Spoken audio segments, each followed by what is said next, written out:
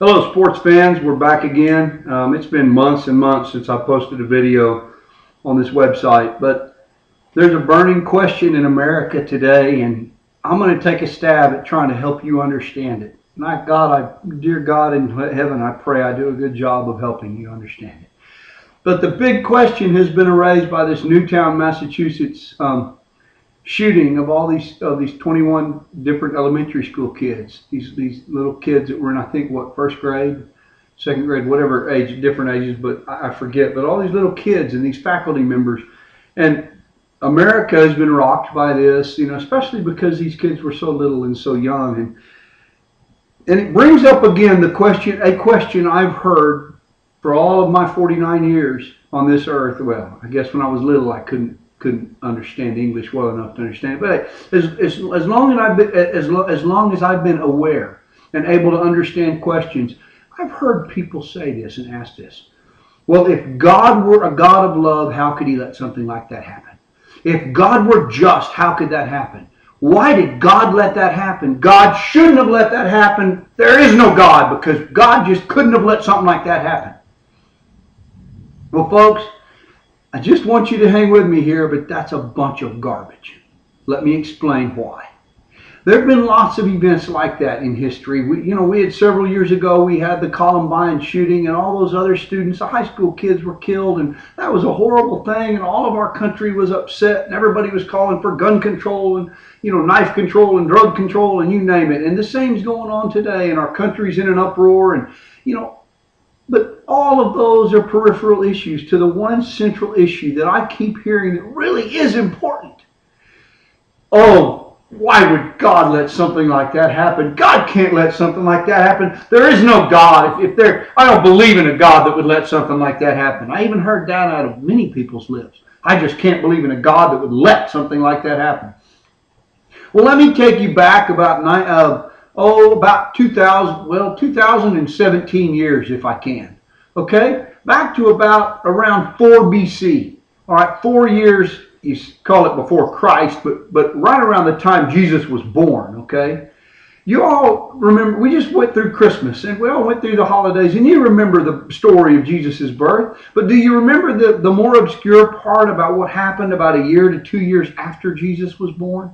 You remember when the Magi, or the wise men, came from the east, and King Herod the Great, over Israel, over Palestine, or over Judea, Herod the king of Judea, who was appointed by the Roman emperor. You remember King Herod, he talked to the Magi, and he found out, okay, and he talked to the scribes and the priests, where is the Messiah going to be born? Oh, Bethlehem. Do you remember what Herod did after the wise men left? When he got mad that they had tricked him?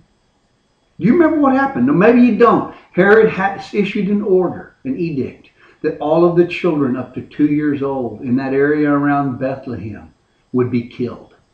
And they went and they slaughtered all of the children. We're talking infants and babies here. We're talking, if you were a mother of a little boy, to a 2-year-old boy, and you were loving your little boy, and they would take him out of your arms and kill him right there.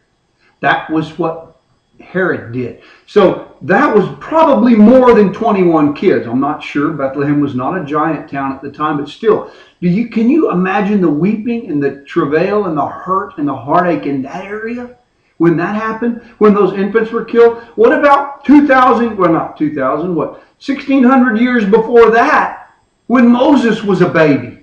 You remember that story, right? I mean, you remember what happened to Moses. Now we're going way back to the book of Genesis, right? But you remember in the book of Exodus, but you remember what happened, I bet. You've heard it all in church all your lives. Well, what happened? Pharaoh decided, hey, these Hebrews are just growing too doggone fast, folks. So I tell all of you midwives, if a baby boy is born, kill him. Just kill him. Well, some of the midwives, thank God, disobeyed, but you know what? A lot of them didn't.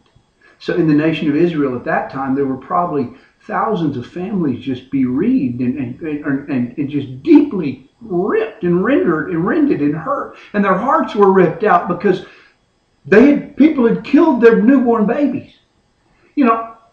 All of these injustices. Look throughout history. We see some 17-year-old or 19-year-old, 20-year-old, you name it, a 17-year-old walks across a street in rush hour traffic and gets run down by a car and killed. And we're like, oh, how could God let that happen if he was a God of love? That was such a young kid. He never got to live his life. You know, so many horrible injustices happen, folks, in this world. And we look at them and we say, oh, that's just so terrible. Well, let me just answer the question for you if I can cut to the chase. We've heard all the garbage and all the horror and all the hell that we live with. We've all heard it. But God created the world. And he saw that what he had created was good. And he set certain things like gravity, like summer and winter and spring and fall, and like weather and like all these things, cold and, you name it. The natural conditions of this world, God set into order. And then he created man. In the image of God, he created him. Male and female, he created them. That's Genesis 1:27. God created man in his own image, and God put mankind, a beautiful creation. God loved us. God wanted, he thought, man, look at this. Even the animals, everything he created was good. It says, read Genesis chapter 1 and 2. Look at how many times God created something and said, and God saw that this was good. God saw that that was good. God saw that this was good. God liked what he created. And God put us here. And Adam and Eve were here. For thousands of years, millions of years. Now we've been on that. Well, millions. Whoops. Hold on. Creationists are going to kill me. Evolutionists are going to laugh. Think what you want. That was a slip. But God put us on this earth for good things, folks. And we are a beautiful creation of his. But there's certain natural laws that we have to subject ourselves to. If some lunatic takes a gun and evil prevails, like King Herod or Pharaoh, or evil prevails, and this guy decides to go out and shoot up a bunch of people at elementary school, don't blame God. Blame the stupid idiot that pulled the trigger. Blame the school systems that didn't have enough foresight after Columbine occurred to say every school in America should have an armed security officer and security cameras watching their gates and have better security. Blame society for not imposing proper social standards, but don't blame God. God didn't pull that trigger. And God put us here to live our lives and to adjust and to respond to evil and to hatred and to anger and to good and to love and to hope. But our job and our lives should be based on how we respond to those things. And I think we get into this idea of, oh, God, that's just, what we do, and this is honest, we see things and they're so horrific. We see things that hurt us so bad. And it just tears our hearts out before people. And we have so much pity and sympathy and hurt and empathy for people that go through these horrible losses. And it just breaks our hearts. And we think, how could God let that happen? But the fact is, the better response should be, how can we prevent something like that kind of evil, from ever happening again? How can we stop or help stop that kind of evil? That's what we need to do. Because God is not in the business of just stepping down every 5 seconds and, oh, that's a bad thing, don't let that happen. Oh, that's a bad thing. Oh, wait a minute, that little car there is going to get in a pileup. That's going to be a 7-car pileup. I better stop that. Yes, there are some times when God specifically intervenes because there's certain purposes, things he wants to happen that he knows by his infinite, incredible wisdom, hey, I want this to happen, so you know what, sure, he does intervene in our lives. Don't get me wrong.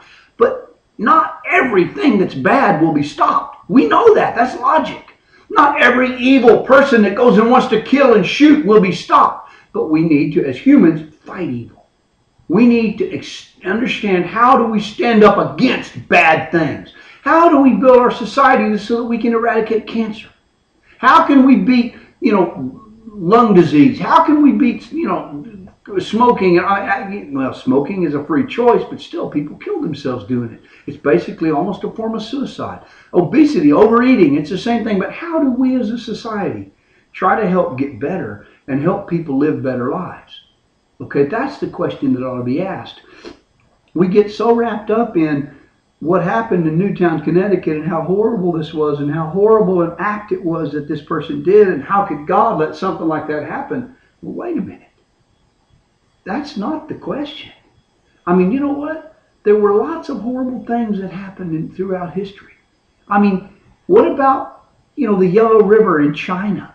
Many times over the centuries, just changing its course and killing 500,000 people. Just drowning them all. Right there in an instant, 500,000 people snuffed out. What about in Bangladesh or in Burma and in that in Southeast Asia? What about the tsunamis or whatever I guess they call them that? But the typhoons. What about the tidal waves coming in off the coast and flooding the low-lying areas where all the poor people and all the people in the tents and shacks live and killing over 1 million people at once? Was it December 26th a couple of years ago?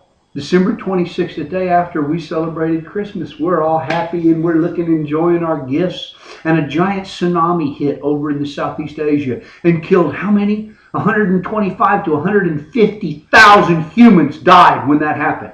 Now, are we going to blame that on God? No. The earth is built that way. Tectonic plates move. Things happen. We have to understand and be wise enough to know, hey, we need to make sure and move people out of danger zones and don't allow people to live and populate the areas where we know that if a tsunami comes, it will kill them all and it will cause so much damage. We need better early warning systems to prevent that. We live in a natural world. We live in a world that is dictated and ruled to some extent by natural phenomenon that God created and that we have to learn to adjust to. So what we have to do is look at life as to how are we going to react? How are we going to adjust? How are we going to figure out how to conquer those evils and those ills? Not just evils, but ills, or those problems even. Cancer is a problem. Heart disease is a problem. Polio was a problem we've gotten a hold of. But there's been lots of AIDS is a problem. Hatred in this world, and war, and anger, and strife are huge problems.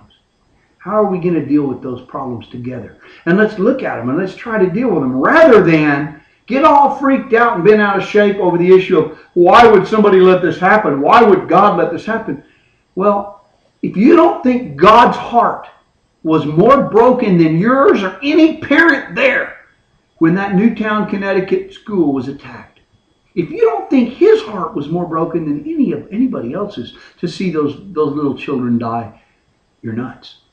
He had a broken heart too. But the point is, that is humanity. He looks down and says, I created you. You chose to divert yourselves. You chose to know good and evil. You chose to sin. And I have the answer.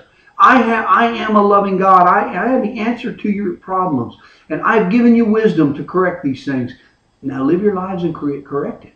And we need to try to correct it. Ugh.